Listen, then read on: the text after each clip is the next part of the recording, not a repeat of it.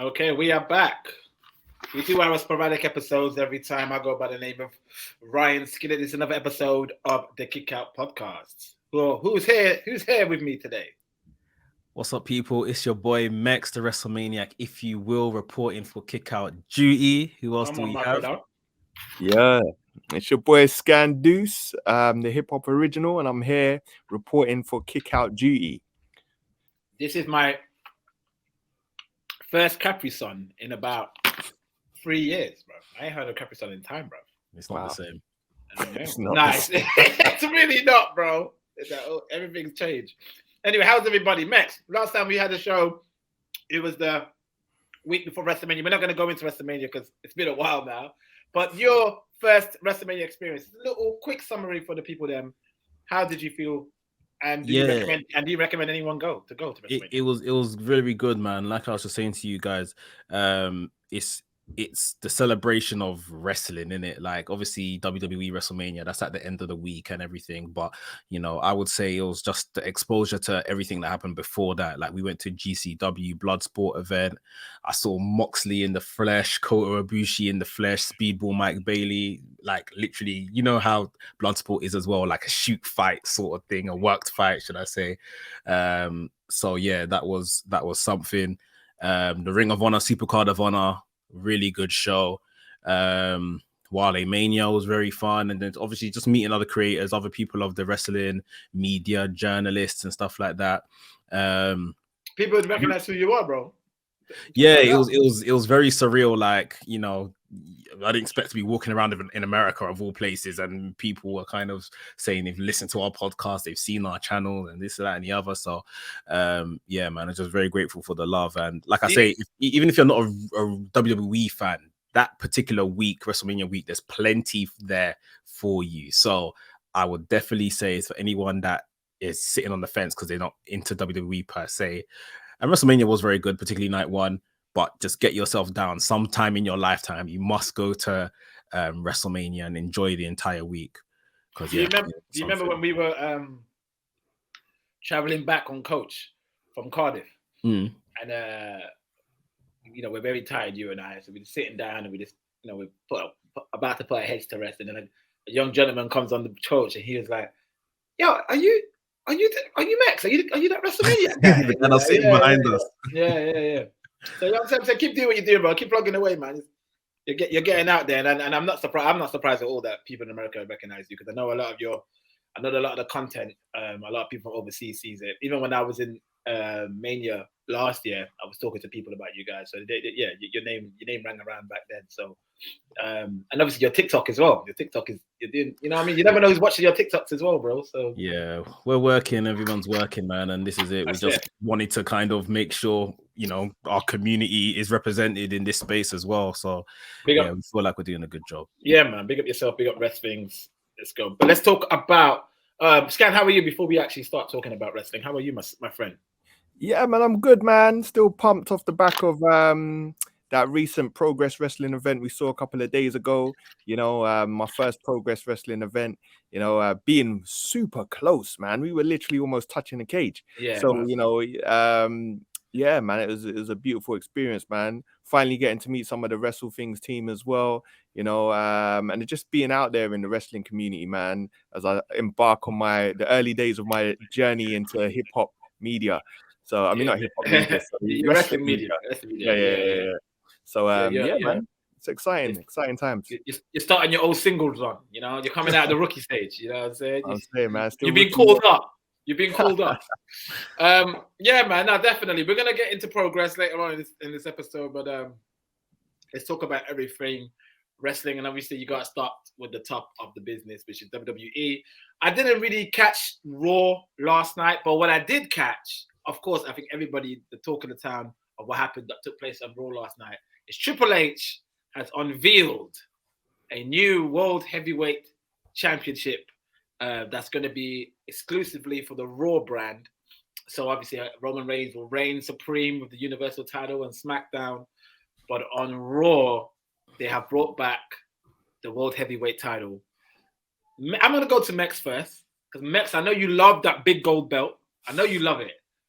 But how do you feel about the WWE version of the big gold belt on Monday Night Raw in 2023? I feel like Triple H, you know, has always done what's right for the business, especially in his tenure rising to the top in WWE through NXT and all that kind of stuff. He's always tried to kind of make sure wrestling made sense and done the right things with nods to history in between. That's what we saw with them bringing back this title. It's not quite big gold, but you can see the heritage that they've tried to include within it. It's the heritage mixed with the typical WWE branding of we have to stick our logo and everything so that everyone knows, you know, this is a WWE item or whatever the case is. It's branding 101, so I get it in this day and age.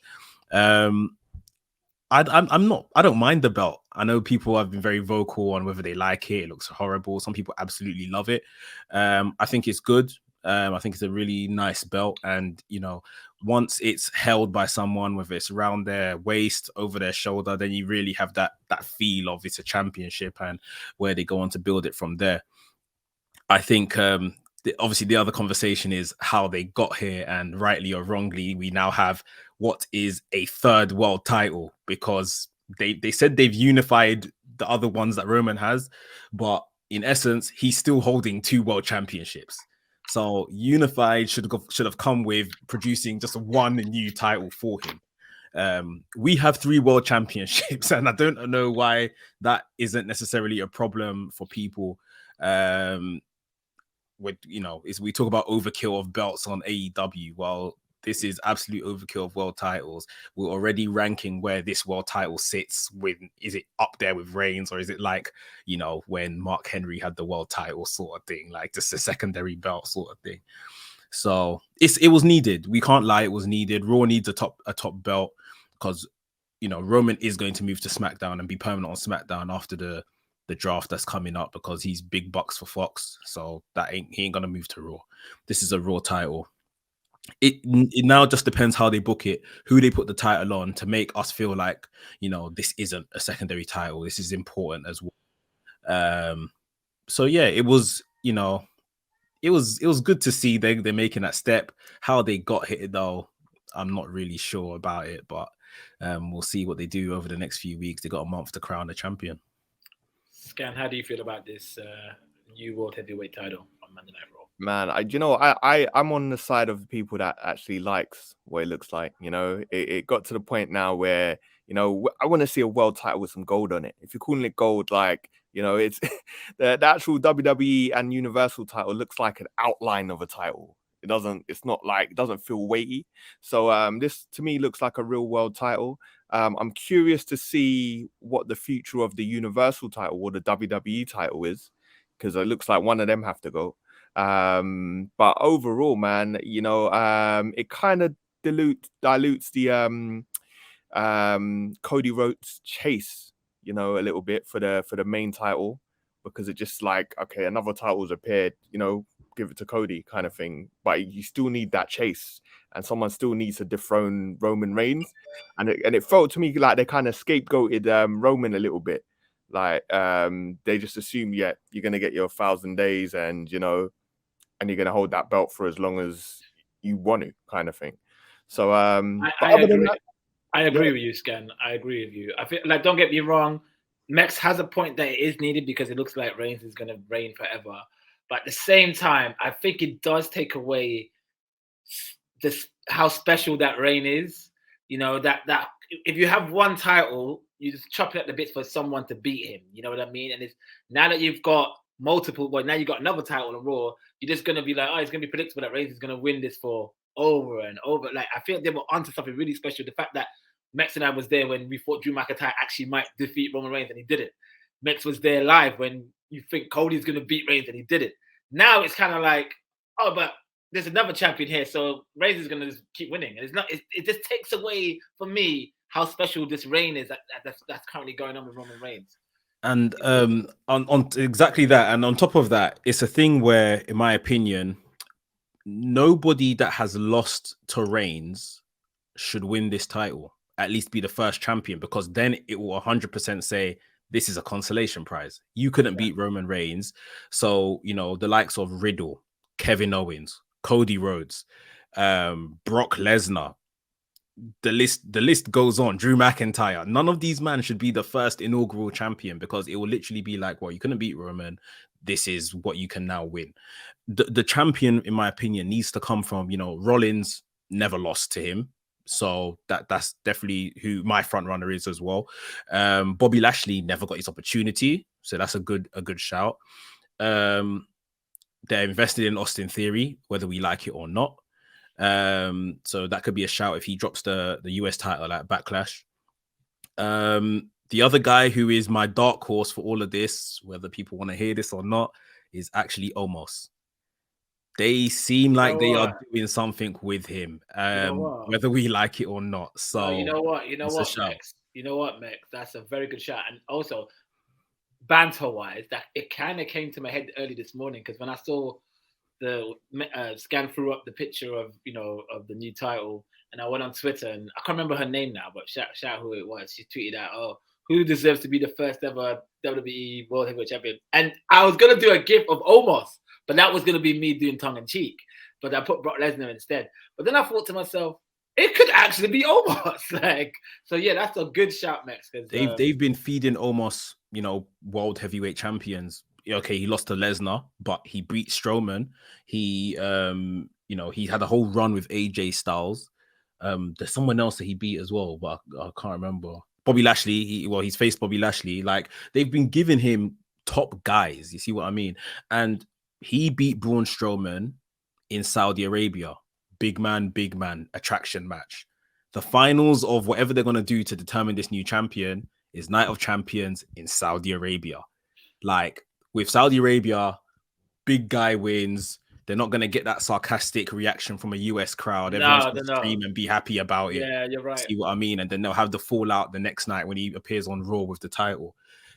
They might just do this. That's a good shout. And I think you're right. I think that is something they would have thought about who should be the first champion. It probably won't be somebody that we've seen before.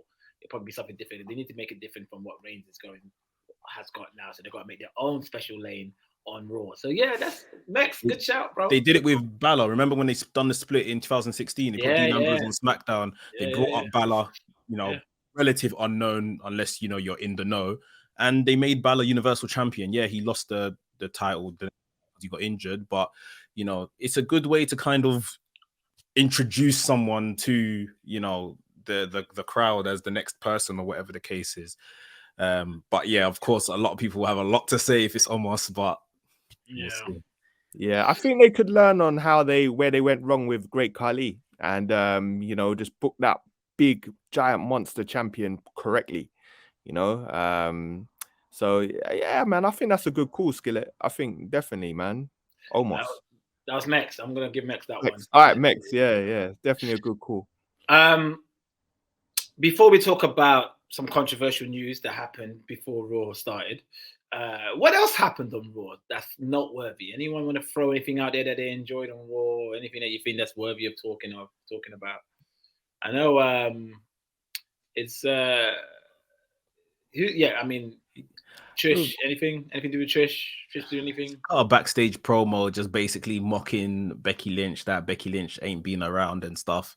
That people need to be thanking her and stuff like that.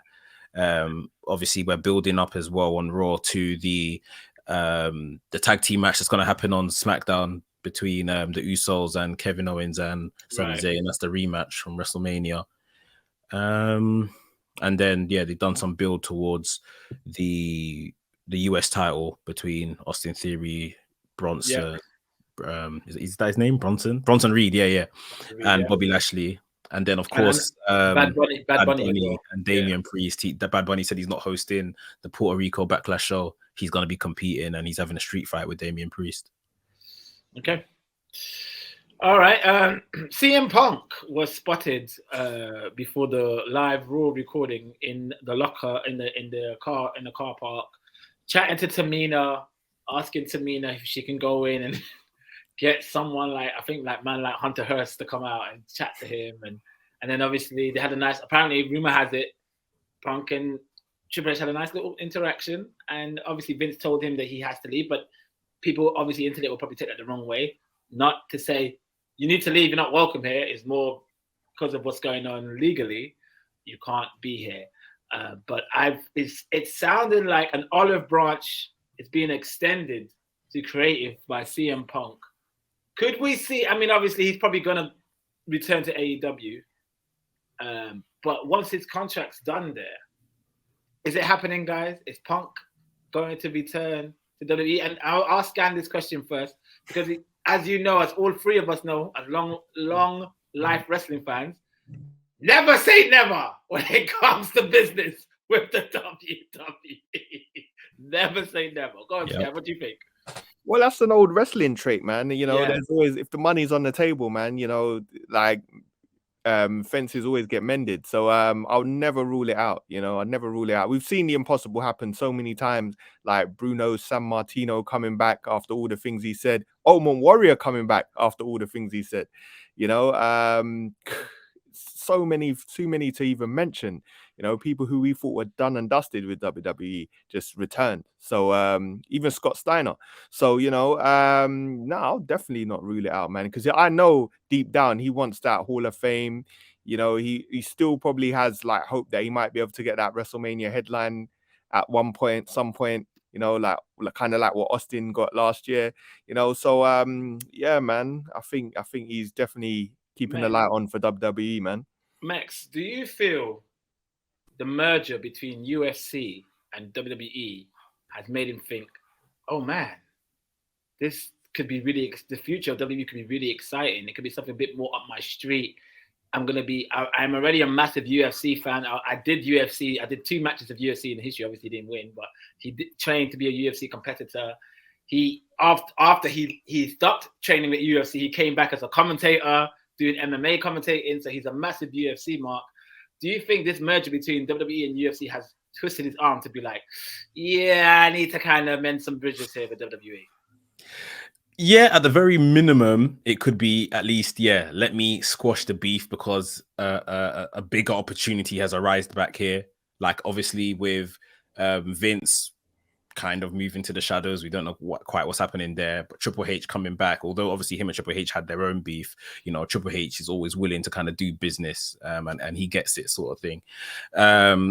So yeah, that could be him that like saying, you know, I might not be striking right now. This may not be me returning to WWE right now, but let me just, you know, kind of bury the hatchet and extend the olive branch. Like you mentioned, he spoke to Triple H allegedly. Apparently, he squashed beef with The Miz as well. Yes. Sorry, yeah. Thank you for mentioning that. Yes. You That's know, good though. I like that. We kind of make fun of The Miz at times, and you know, The Miz is highly respected in WWE and a top earner in that company as well.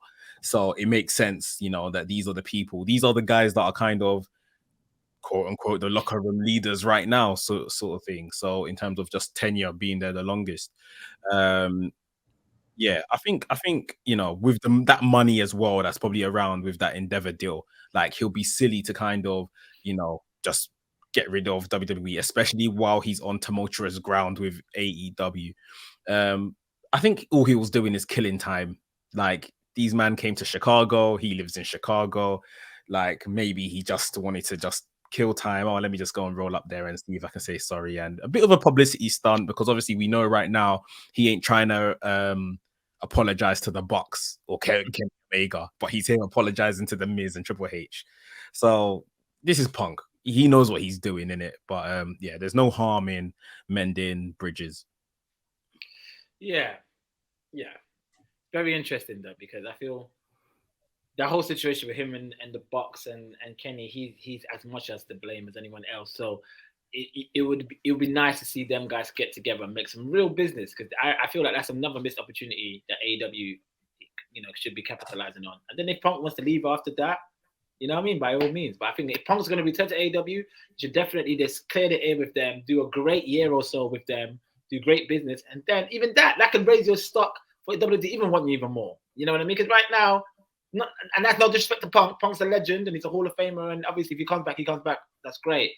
But right now, there's nothing really enticing WWE to bring you back. So, well, you know what I mean? Unless you're coming back for some hot streak.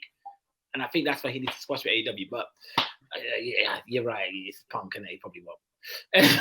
let's talk about Progress, heavy metal. So Scan, you and I were invited down to Progress. Mex, you were invited to, but unfortunately you couldn't make it. You had some family affair to deal with. So Scan and I, we went down to Progress in the Electric Ballroom in Camden. Now, has anybody here been to Electric Ballroom for any performances before? Let's go. Let's start with Mex, then we come to Scan, and we'll circle to me. I haven't been for any performances, but I've been there plenty for Progress. Okay, so you've been there for loads of Progress shows. I think the couple of times I went there in the past to see Joyner Lucas perform, and the first Kendrick Lamar show was at Electric Ballroom, like just when Section 80 dropped. So that's when he was like the new big buzz. So yeah, those are the only times I've been. First time going for wrestling though, and it seems like it's definitely a nice fit for like small intimate wrestling shows. The first time I went to Electric Ballroom was for Prince. I saw Prince on one of those secret gigs. It's £10 he charged, and you had to queue up for like 7 hours. And he rocked it for 3 hours, man. He was killing it. He was so good. But being Prince, you weren't allowed to film him. I got a picture somewhere, but you're not allowed to film him. And if you get caught filming, then you get dashed out. But so it was an Electric. It was a really good show. I think he only had a few. I think he had about 6 or 7 matches, maybe. Yeah, 6-match card. 6-match card. Loads of great talent. They kicked off with the Fatal 4-Way between Leo Rush, Leon Slater. There was a gentleman that showed up. Surprisingly, I couldn't remember what his name was. Danny Black. No, Danny Black was part of it. That was the original 3, and there was somebody else that showed up. That was a surprise. It's like a legendary cruiserweight in the UK. Robbie X. Robbie X. That's it. So forgive my ignorance, guys. I'm not that clued up with the British scene. I know some acts, but I don't know a lot. So, but yeah, I thought this was a great opener. Don't you think, Scan? I feel like all four competitors killed it.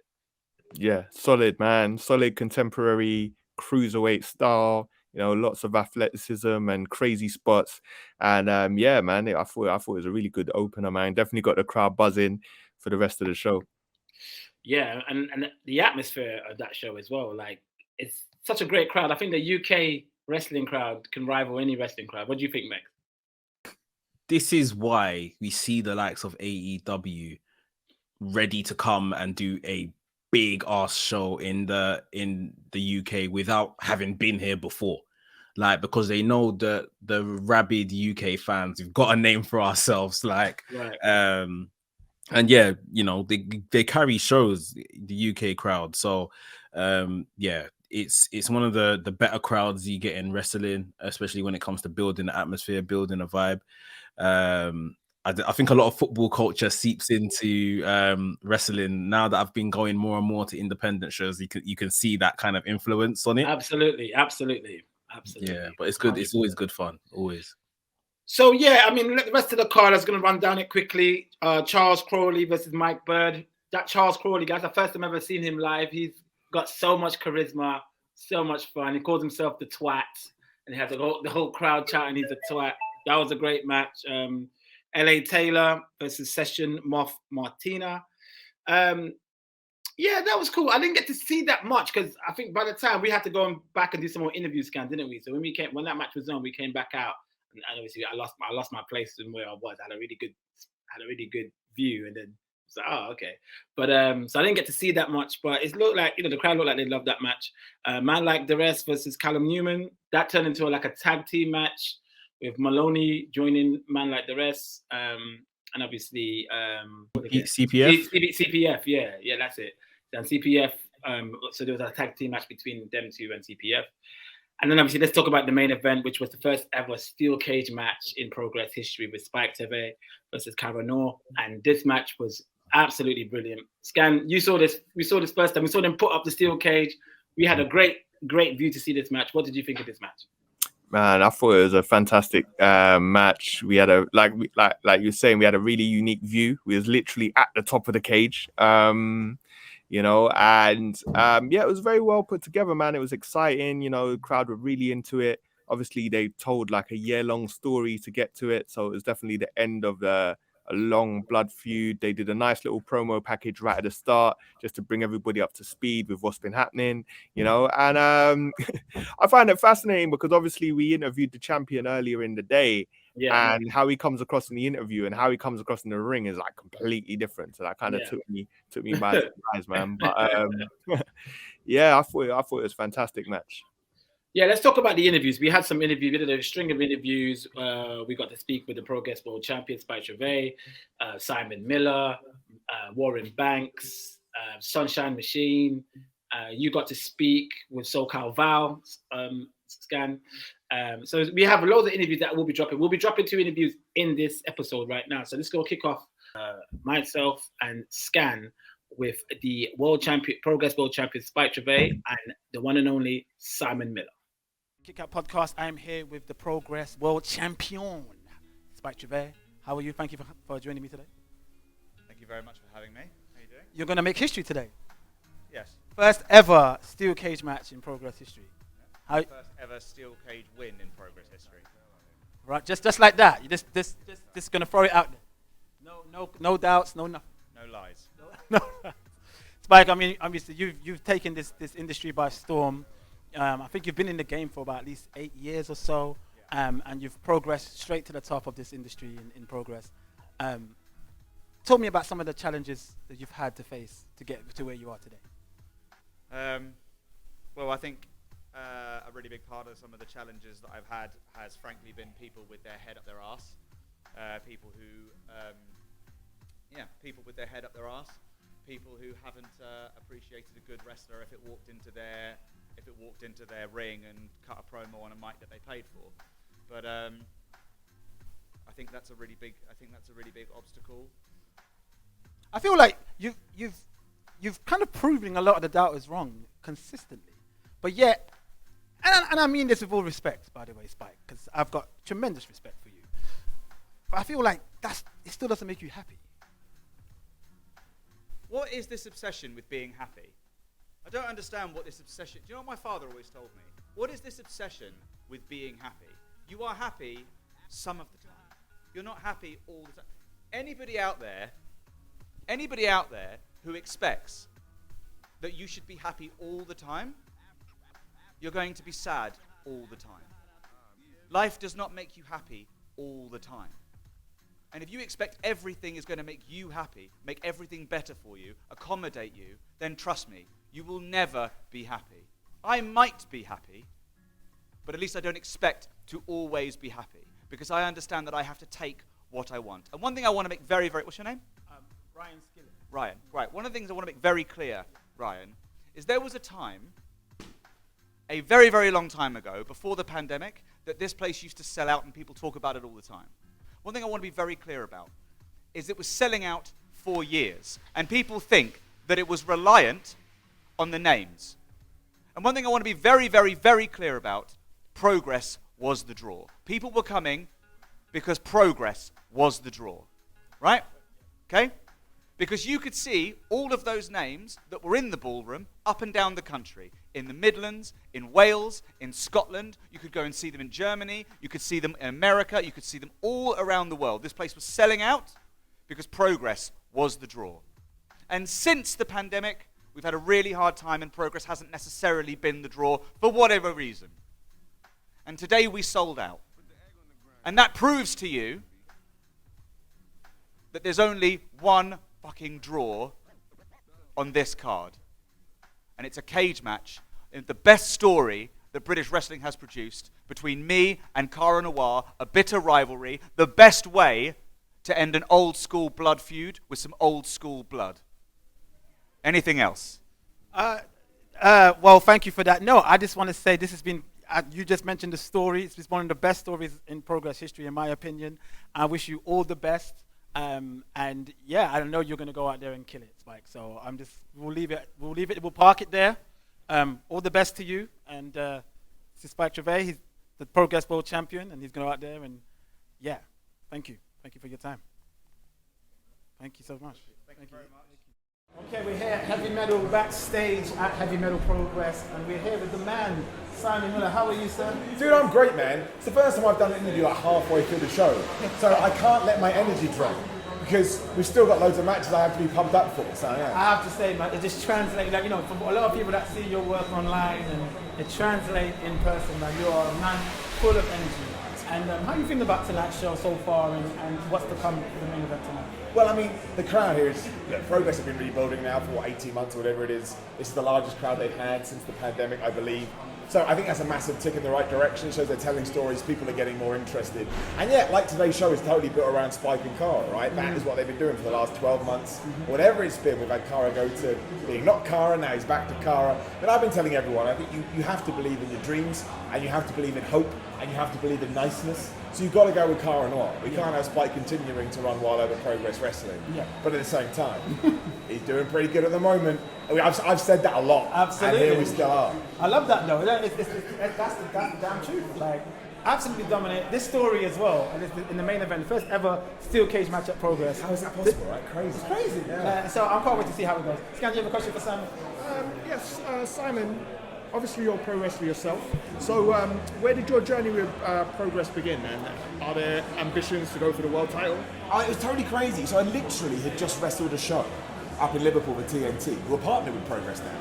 And then, shout out to Jay, he said, these two people want to talk to you. I thought he meant, it sounds awful, like fans wanted to say hello, which is always lovely, right? But it was Martin and Lee, who had just bought Progress, and then we had a Zoom call and they said, we'd like you to be the new host. And I remember being astounded, because there was a time when I never would have got into Progress, not with my background as a YouTuber, that wasn't their thing.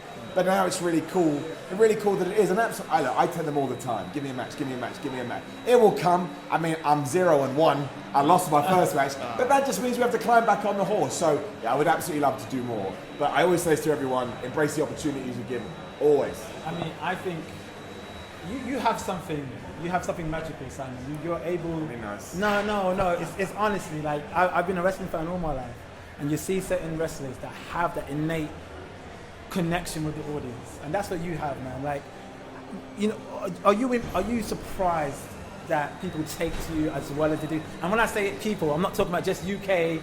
I've seen it in the flesh, in the States. People around the world just love who you are as a person, man. And I love the fact that you keep that as your persona in the ring. You just being yourself. Yeah, I mean, it is me. And I think that took a while for people I think people thought I was putting it on, which I get. It's a YouTube thing. It's a presenter thing.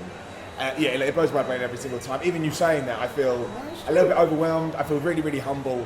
But it's awesome, man. Like, it's a lovely feeling because it goes to show that kind of being who you are deep down, internally, and just allowing that to sort of come to a camera or come to a microphone and actually get a positive feedback goes to show, this is who I am and they like who I am.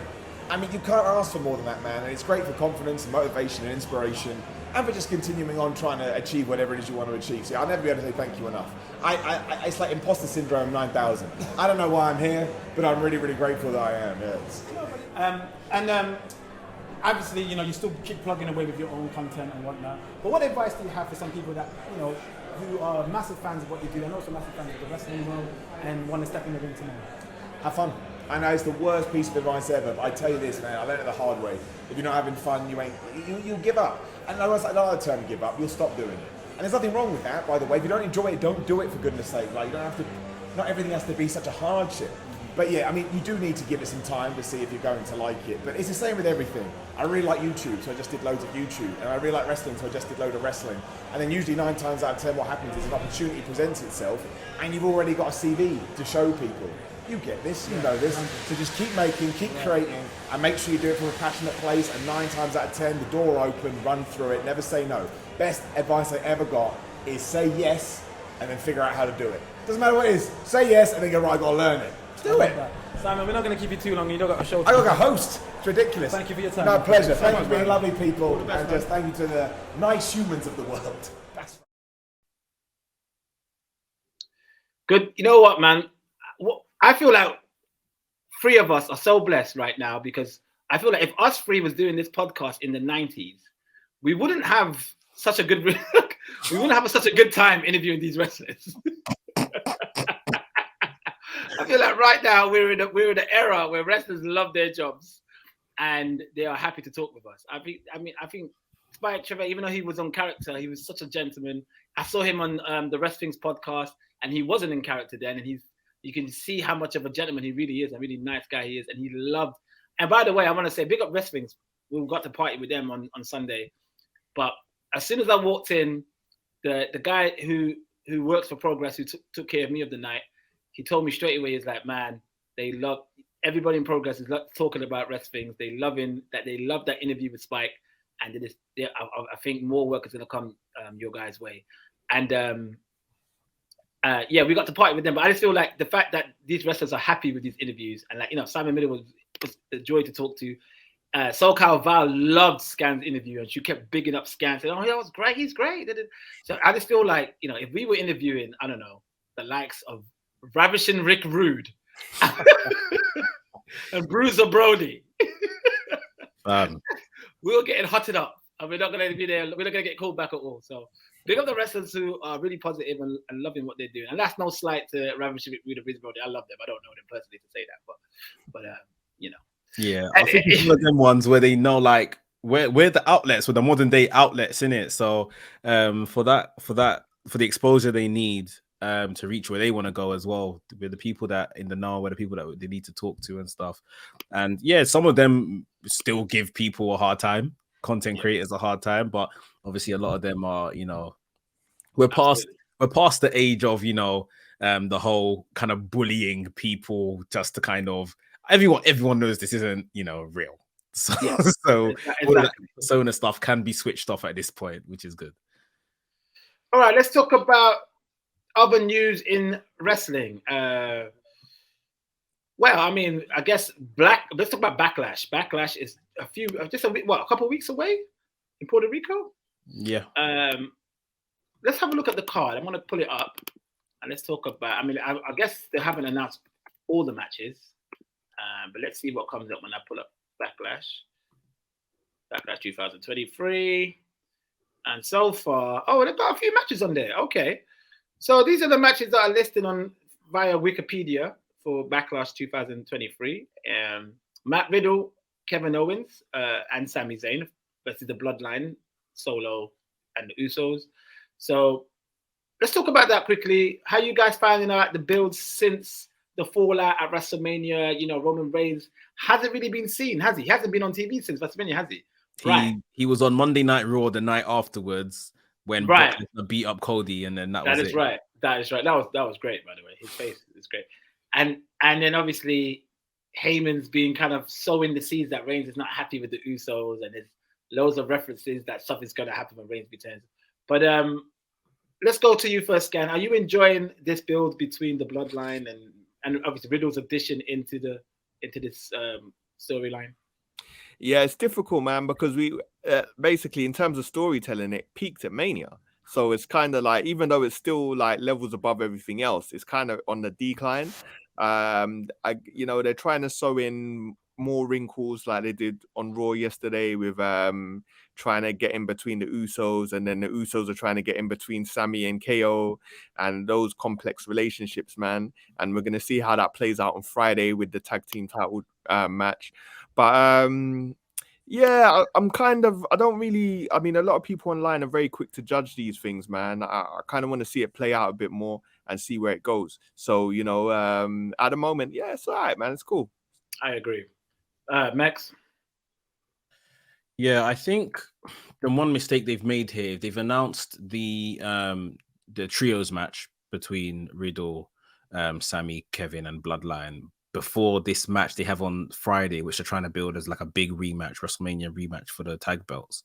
Why wouldn't you have waited for the fallout of the tag match before you then announce they're going to have a trios match? Yeah, there's not much sense for it all. It kind of says that Kevin Owens and Sami Zayn probably retain their titles. Maybe Bloodline get their win back at the pay-per-view when it's kind of doesn't mean much, but yeah, they probably should have waited to announce this particular match. Okay, yeah, I agree. We'll see. We'll wait to see what happens this week on SmackDown and the other next week before leading up to Backlash. Let's talk about Austin Theory. The United States champion will be in a triple threat match against Bobby Lashley and Bronson Reed. Max, what do you think of this? I think it's a difficult one because obviously Bronson, they're booking him really well post Mania. Bobby Lashley has been the guy around this US title scene that was never was always cheated out of the title. You know, Lesnar got involved and whomsoever always got involved, and Austin Theory escapes with the championship again. But they are very much invested in Austin Theory. I think we can all see that. So if I would like to see something new happen and maybe Bronson gets crowned, but I just think that somehow, some way, Theory slips away again with the championship. Like I don't know how people feel about that because he hasn't won any of these matches like clean per se. Like eventually he should maybe start winning it clean so people can actually believe, oh, no, he's a decent champion, he's a good champion. Yeah. But yeah, it kind of still, I'm still remembering what Cena said to him in the build for their WrestleMania match. Cena said that this match is like pointless because if I beat you, that makes you look crap that you lost to the part-timer. But then it's like, if you beat me, then what? You still need to come out here and fly on your own. Like, no one cares if you beat John Cena. And now we're actually seeing that, you know, since he's beaten John Cena, nothing has really kind of... No, it's true. Yeah, his career hasn't like went to the next step because he beat Cena. Like, whether that's WWE booking it or him not doing something himself, yeah, it hasn't really done much of anything. Him beating he's kind of got go away heat, isn't he? He's kind of sort of, yeah. People are bored, sort of thing. And he's an extremely talented wrestler, but I just feel they need to do something different with him. Okay, let's talk about Zelina Vega and Rhea Ripley. How has this happened? I don't remember this. I haven't really been watching as much. So, Scan, can you tell me what's been going on here? Well, I mean, they've had minimal build, man. I think the problem is with the build to this Judgment Day v the LWO. It's like so one-sided. Like Judgment Day win everything, you know. So you immediately imagine Rhea's just gonna tear through Zelina. You know, I imagine she got the match because she's of Puerto Rican descent. So that's kind of like a home field advantage for her, but it's not really going to amount to anything because Rhea's just going to tear her apart. But I'm happy for her because she's got a title match on pay-per-view. You know, in a home country. That's something. That's definitely a big look for her, man, and she'll milk it for everything it's worth. But it's a bit of a predictable outcome on this one, man. I don't think anybody can see her beating Rhea Ripley. But Bianca Belair, Io Sky. That's what it is. It's Bianca Belair versus Io Sky. Oh, this is gonna be interesting. I'll actually like to see this for the WWE Raw's Women Championship. Max, how do you feel about this match taking place on Backlash? Yeah, it'll be an incredible match, I think. As long as they give them a good amount of time, we know the capabilities of both superstars is top notch. We're obviously kind of teasing, you know, Io Sky had some looks towards Bayley on Raw last night. They're kind of been teasing that the girls within Damage Control aren't too happy with Bayley and all of that kind of stuff. So this could help go towards a split of some sort, maybe of Damage Control, or maybe the brand split itself is just going to do that and split apart Damage Control, which I think is needed. But I mean, they're not doing much of anything with Bianca. I wouldn't mind a shock victory here for Io Sky, just to do something different. And, you know, then if she moves in the draft or whatever happens in the draft, we go from there. But they're not doing much of Bianca, but you expect her to retain. But Io Sky is more than capable of being a great champion on 100%. Raw. I totally agree. Scan. Seth freaking Rollins versus Omos, a singles match. Yeah, man, that's the spectacle, man. It's it's one of those things. Obviously, Seth had his big win at Mania and almost lost, so you kind of expect the reverse fixture on this one. But I mean, but then people love to see like the giant get toppled, so I guess we expect a Seth Rollins win for this one. Which is a shame because I kind of want to see. But then you know what? Actually, there's a way to book these things where even though he takes a loss, he still looks strong. So hopefully that's probably what we'll get. Okay. Max, how would you book Brock Lesnar versus Cody Rhodes? I think realistically, Lesnar has to squash him. I think Lesnar, we know Lesnar's on a bit of a giving back tour. He's happy to lose to people and put people over and all of that kind of stuff. Cody Rhodes beating Brock Lesnar is kind of like I feel it's kind of like a penultimate move before he then does something big. I kind of agree. Lesnar here, what does he do? What does he do next? No, I agree. Unless it's a thing where, he reaches this final, like we're saying, of Night of Champions for this new title and then doesn't win that, then that I can understand that. That would be a good setup. Like the guy that beat Lesnar, can he go on and win the world title? No, he lost to Rollins or whomsoever. But yeah, it feels like if he wins here, he has to do something big in the next couple of months. I'm not sure what that is on the horizon. So I think Lesnar just getting his heat back, he turned to a heel straight after Monday Night Raw after Mania, rightly or wrongly, because people have been enjoying his babyface run. So I think he should beat Cody definitively, maybe in quick fashion as well. And then it's like, right, we've got Lesnar, the monster, back sort of thing. And then that's just another added monster they can use later on down the line to put people over. Cody is still on this story of finishing the story, building himself back up and all of that. So I don't think a loss would hurt him particularly.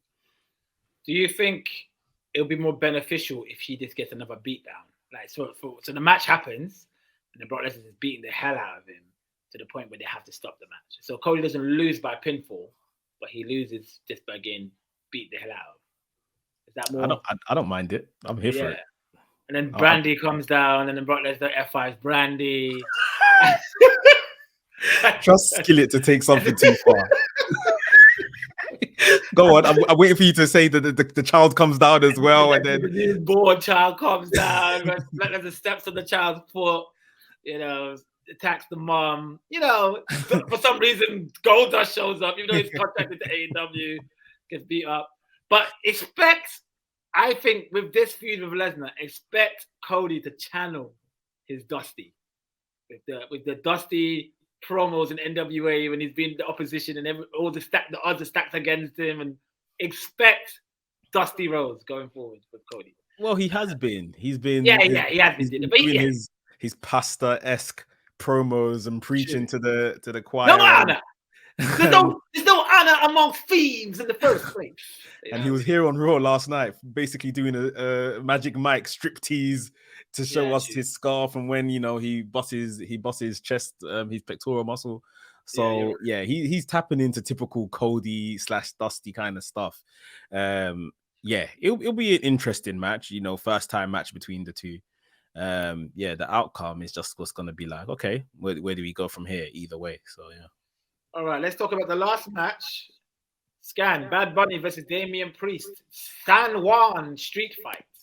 Yeah, I feel like a lot of people got swerved with this, man. I think we was expecting Priest and Damian Mysterio versus Ray and Bad Bunny, but it looks like Bunny's going full like mono on this one, man. I like it though. I like it because it gives Priest some shine. Yeah. And they're both Bad Bunny's Colombian, isn't he? I don't know. I think he's from. Are they both Puerto Rican? Okay. I think so. Yeah. No, actually, I think you're right. He is. He is Puerto Rican. I apologize. To all the Bad Bunny fans out there who's probably not watching this anyway. So they're both Puerto Rican. So you got a Puerto Rican main event between two, and the Puerto Rican crowd's gonna go crazy for this. Yeah. Bad Bunny he's Michael Jackson over there, man. Yeah, and that's crazy. Like, would you ever expect to see Michael Jackson in a wrestling ring? We have seen Jackson. That viral clip that was with the moonwalk DDT, No, I know what you're saying. No, exactly. We were kids and Michael Jackson was in the ring. I would be going crazy. So I'm curious because he's gonna pull out, like, Bunny's gonna pull out some crazy moves, man. But I mean, I feel like Logan Paul's kind of taking his shine a little bit, but because I don't know if he'll outperform Logan Paul, but he'll probably bust out a Canadian Destroyer or something. So sure. Yeah, I expect a lot of run-ins and shenanigans, but yeah, man, I'd love to see, or obviously we expect to see Bad Bunny standing tall at the end of it. So, I have a feeling this one's going to get produced really well. This match is going to be very fun. So. Yeah, they've been knocking these style of matches out the park recently, and with it being a street fight, like you said, Scan, no disqualification. You're gonna see Rey Mysterio get involved, and you might even see some other Latin musicians and socialites come down and somehow do a thing to get involved. And it's a good spot for Priest, like you said, Skillet. Like, he deserves it. Never had anything much to do at WrestleMania apart from accompany Dom Mysterio for his match. So this is his kind of WrestleMania in his hometown. Yeah. And probably expect to see Logan Paul because he lives in Puerto Rico. So very true. Yeah, exactly. Logan Paul. He'll probably cost Seth Rollins the match against Omos. Yeah, I was about to say Logan Paul might set up whatever he's gonna do at the Saudi Arabia show at the end of May, because for sure they'll probably pay him to be there. So yeah, you probably is it going to be like a tournament for that title? They haven't announced it yet, but they said the winner, the whoever's going to be crowned at Night of Champions. So you'd imagine between now and then, you've got about 5 weeks to do something along the lines of a tournament. Yeah, I think. Yeah, if they're doing a tournament, I think Logan Paul will probably be involved in that as well. All right, last bit. We're going to wrap up soon. Wembley, AEW is going to be in Wembley in August. Am I right about that? Is it August? Bank holiday weekend, Sunday, yeah. Hey guys, let's get our tickets, man. Let's get out there. Let's scream our lungs out and watch AEW in the UK, man. I'm excited about it. It should be really good fun. I feel like they will do better than people think in terms of an attendance. Yes, I don't think they will sell out, but I do think they will do at least good, maybe even 60K, maybe a little bit 60K, maybe a bit over 60K. I think they can hit those numbers for sure. So I don't know if you guys saw a leak of like the ticket prices came out today. From Ticketmaster or something. Yeah, shout out to Elijah. He sent me something. And it looks like he's trying to sell it out because they are relatively affordable. Yeah, like the immediate, like maybe front row and second row are like $1,500, which is even cheap for a show of this size. And what they usually cost. Like WWE are usually talking at least $4,000 for those kind of seats. Yeah, them doing it at £1,500 is obviously a lot cheaper. And then everything else, like still good seats, you're getting for like £100 and stuff like that. Like the worst seats in the house are maybe like £30. And obviously you still got big screens to watch it on and stuff. So it looks like he's actively trying to sell this place out, making it affordable for fans, which is good because some of this stuff, especially at these times, isn't always affordable for people to go out and enjoy themselves. So yeah, there's an effort to get that 90K, that's for sure. I bet you any money there'll be a Davey Boy Smith Cup. Kendo Nagasaki Cup. Oh, I'll leave it out. Leave it all out, man. But no, it should be good. I'm hoping we all get to go there, and hopefully we'll get to go to Money in Bank as well. I'm still trying to figure out what's going on with that. Trying to get some press for the kick out for that as well. So, quickly, I just want to let's speculate, man. What do you think is going to be the draw for All In? Good question. What be the headline match? Good question. I think if they're looking to definitely sell the place out, you've got to go with Omega versus Punk. Yeah, that's what I'm thinking. You've got to. They have to sort out their issues, man. They've got to sort it out. Because it'll be a damn shame if we don't get to see Omega versus Punk. And I'm sure Omega was one of the reasons why Punk wanted to come back, because Omega's been killing it. Yeah. So, I agree with Mex. I think that has to be the match. So that's no faith in the world champion MJF. It's a weird one because he's world champion, but I just don't think, I think like you can have Omega and Punk on the card, like somewhere in the middle, and then MJF is the main event. That won't be an issue. But on the marquee, if you really want to sell it out, like you need a massive match. And without disrespecting the AEW World Champion MJF, like Punk and Omega is bigger than that, bigger than whatever match they can give you, in my opinion. I think Omega versus Danielson is bigger than any match they could give MJF. Omega versus Will Ospreay is bigger than any match they can give MJF, just in terms of spectacle and what people want to see. So all of those, I mean, Omega's the common denominator there. He can have his pick of any three of those. Punk being probably the most popular one, given all the drama that in the last year. MJF could main event being a champion, but people respectfully aren't coming to see MJF's match. They're coming to see whatever they give Punk or I think MJF's still got a little bit way to go. Yes, he's a star, and yes, he's the future of his business. But I think he's still got a few more blocks to kind of knock down before he can have somebody like, I'm talking about a mass crowd from all over the world come down to see. You know what I mean? Like, and Omega's earned that. Omega is a bona fide star, so it's difficult. It's still difficult. But yeah, MJF still plugging along. He's gonna kill it, man. He's whoever's gonna wrestle that match probably be one of the show stealers as well. So I'm looking forward to it. It should be good. And that reception, the crowd, everything, it's gonna be exciting. So, well, we'll park it there. Unless you guys got anything else you want to bring up before we sign off. Nope, nothing. It's been a good show. Yeah, it's been a really fun show. And keep supporting us at the Kickout Podcast. More content coming soon. And we'll see you till next time. Absolutely. Peace.